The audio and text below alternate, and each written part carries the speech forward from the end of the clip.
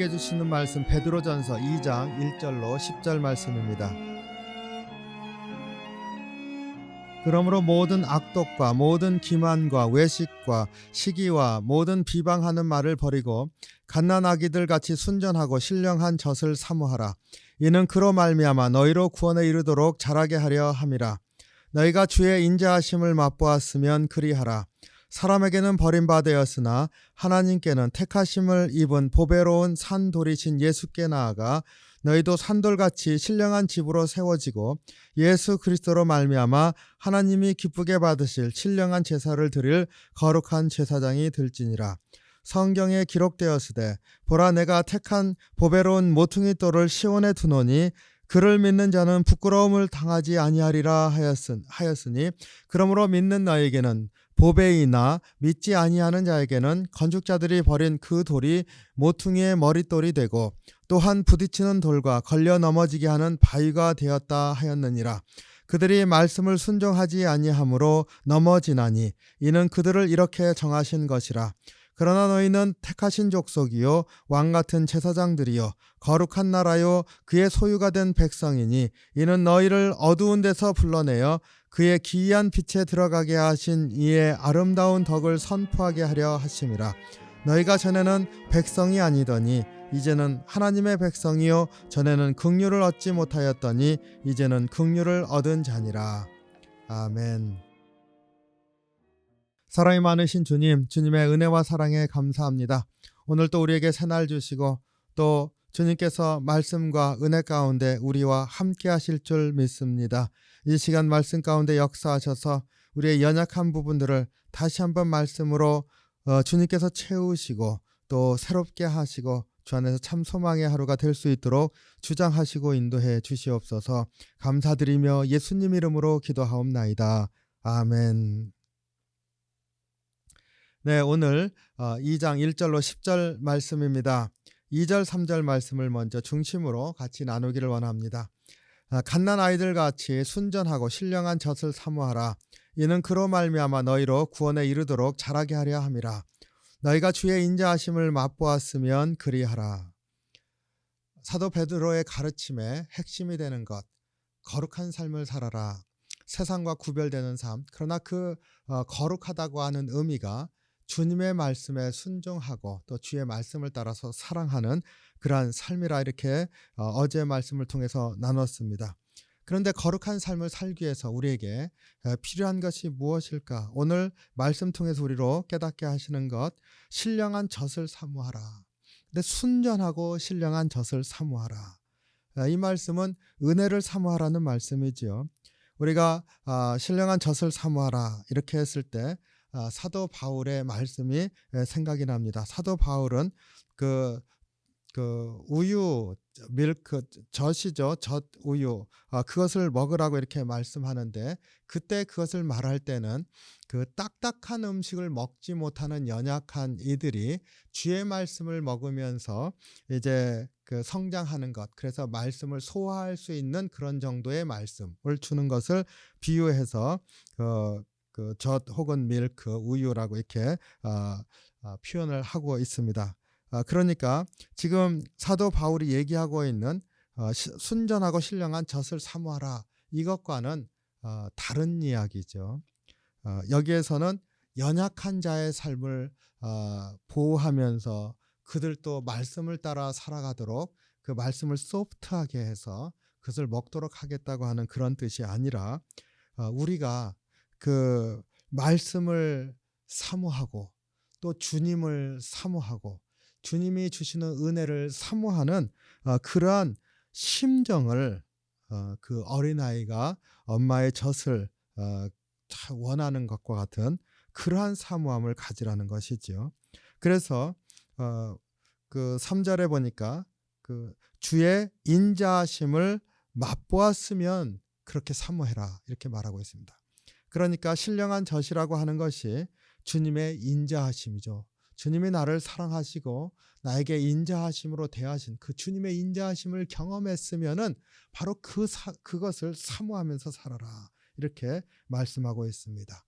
그 어머니의 그 젖을 비유로 해서 그 주님의 인자하심을 설명하고 있는 이유가 전적인 의지함을 강조하기 위한 것인 줄로 믿습니다. 세상에서 구별되어서 오직 거룩하게만 살아가려고 애쓸 때 우리에게 가장 중요한 건 뭡니까? 마음이 온전히 주님께로만 향하는 거 아닙니까? 그러니까 어린아이가, 그 아기가 엄마 품에서 엄마의 젖을 원하는 것과 같은 그러한 사모함으로 주님의 인자하심, 주님의 그 돌보심을 구하라, 사모하라, 이렇게 우리에게 가르쳐주고 있습니다. 어찌 보면은 우리 믿는 사람에게 있어서는 그 주님의 인자하심, 주님의 사랑을 구하는데 아이가 엄마 젖을 원하는 것과 같이 그렇게 신령한 젖을 사모하는 것으로 사모해라, 당연한 듯이 들립니다. 그런데 신앙생활을 오래 하다 보면은요, 이것이 오히려 도전이 될 수도 있겠구나 하는 그러한 묵상도 하게 됩니다. 신령한 젖이라고 하는 것, 그리고 그 앞에 순전하고 이렇게 말하고 있는 것은 전적으로 이 그 어머니로부터 오는 것, 그 모든 것이 하나도 없이 순전하게 그 어머니로부터 오는 그 순전하고 신령한 젖이라는 뜻이니까, 그 순전하게, 그 얘기는 뭡니까? 주님이 나에게 주시는 은혜가 전적으로 하늘로부터 오는 것, 전적으로 주님의 사랑으로부터 오는 것. 그러니까 이 세상에서 있는 것이 아니라 완전히 주님으로부터만 오는 것, 그러한 은혜를 사모하라는 것입니다. 근데 신앙생활을 오래 하다 보면은 내가 할 수 있는 부분이 많이 있는 것처럼 생각하게 됩니다. 왜냐하면 우리가 신앙생활을 오래 하면서 주님으로부터 또 부름을 받은 게 섬기는 거잖아요. 그리고 섬기는 것을 하다 보면 내 의지를 주님 앞에 드려서 또 주님의 그 어떤 의미에선 그 주님의 그 세례하심을 통해서 내 의지가 주님의 거룩하게 드려지는 것으로, 그래서 주님을 위해서 쓰임 받는 것으로 이렇게 나아가서 그 섬기는 삶을 살도록 부름 받았습니다. 그리고 또 그것을 고백하면서 삽니다.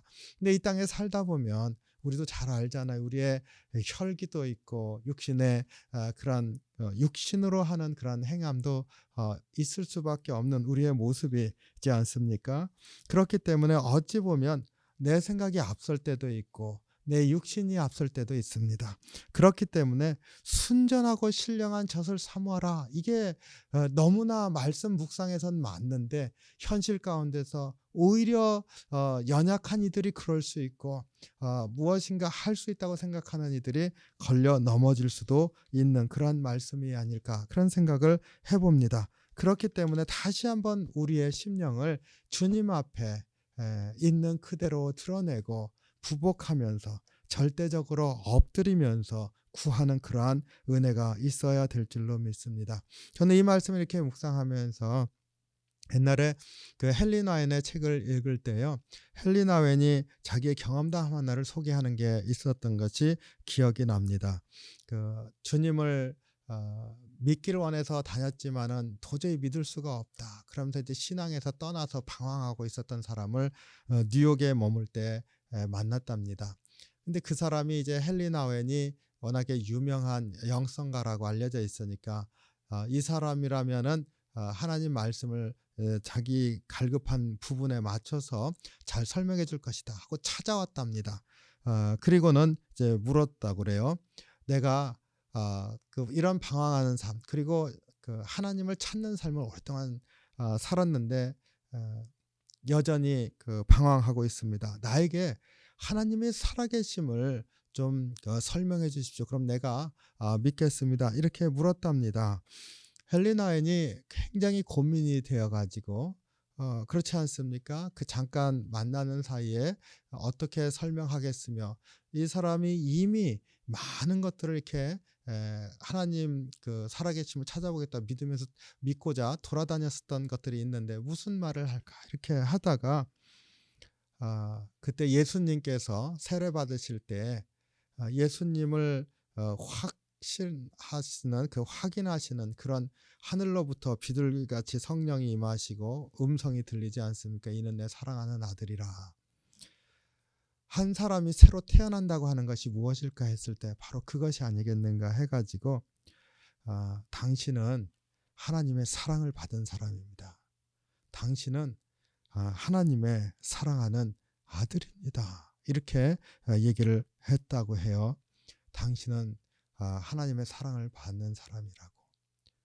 그 사람이 이제 자기가 갈급한 것이지만 자기가 정말로 원하는 것은 참 주의 사랑을 내가 받고 사는 것이다. 누군가 나를 진정으로 사랑하는 그 일을 의지하면서 사는 것이라. 이렇게 그것을 그 말을 들으면서 깨닫고 이제 주님을 받아들였다고 하는 그 이야기입니다. 제가 그것이 생각이 났어요. 우리가 사모한다고 하는 것, 그 주님이 나를 사랑하시는 것을 사모하는 거 아닙니까? 한번 사랑하셨으니까 됐다. 이렇게 살아간 삶은 없습니다. 우리 가정을 봐도 그렇고 어디를 봐도 그렇고 내가 너 한번 사랑했잖아 라고 하는 거 아니잖아요. 사랑이라고 하는 것은 그냥 사랑의 상태에 머무는 거잖아요. 그 사랑이라고 하는 그 안에 머물면서 살아가는 거 아닙니까? 무엇인가 물건을 주었듯이 사랑을 주었다 하는 것으로 끝나는 게 아니지 않습니까? 사랑이라는 건 바로 그렇게 임재와 같은 것, 우리의 삶의 영역에 우리를 품고 있는 것, 뭐 이런 것 아니겠습니까? 바로 그러한 사랑이 우리에게 필요한 것이지요. 순전하고 신령한 젖을 사모하라. 주님의 인자하심을 사모하라. 바로 이것을 말씀해 주는 줄 믿습니다. 예수님의 그 인자하심, 그것이 무엇인지 4절에 나왔습니다. 4절에 사람에게는 버림받았으나 하나님께는 택하심을 입은 보배로운 산돌이신 예수께 나아가, 이렇게 말하고 있습니다. 예수님이 우리에게 베풀어 주신 그 인자하심이 뭐예요? 예수님 스스로는 세상 가운데선 버려진 돌이 되었다는 거 아닙니까? 우리를 위해서 버림받았다 그랬습니다. 우리를 위해서 또 산돌이 되셨다 그랬습니다. 우리를 위해서요. 우리를 위해서 그렇게 하셨다는 것, 이게 주님의 인자하심인 것이죠. 우리가 그 인자하심에 또 거하고자 사모함으로 어린 아기가 엄마의 젖을 사모하듯이 신령한 그 순전하고 신령한 젖을 사모하는 그러한 은혜가 있는 그런 귀한 하루가 되시기를 주님의 이름으로 축원합니다. 기도하겠습니다. 사랑이 많으신 주님, 주님의 은혜와 사랑에 감사와 찬양을 드립니다. 저희들 항상 주님을 사모합니다. 주의 인자하심을 사모합니다. 주님의 사랑을 또 늘 간구합니다. 주님께서 우리 가운데 함께해 주셔서 주의 사랑 안에 머물게 하시고 주님의 사랑 안에서 살게 하시고 주의 사랑이 내게 있음을 고백하면서 나누면서 사는 저희들이 될 수 있도록 인도해 주시옵소서. 오늘 또 다시 한번 주님 바라보게 하시고 주님의 그 사랑하심이 얼마나 큰지 다시 한번 우리 심령이 묵상하면서 은혜 커하면서 사는 귀한 하루가 될 수 있도록 인도해 주시옵소서. 오늘 또 연약한 부분 주님께서 붙들어 주시고 또 힘 주시고 앞으로 나아가게 이끌어 주시옵소서. 감사드리며 예수님 이름으로 기도하옵나이다. 아멘.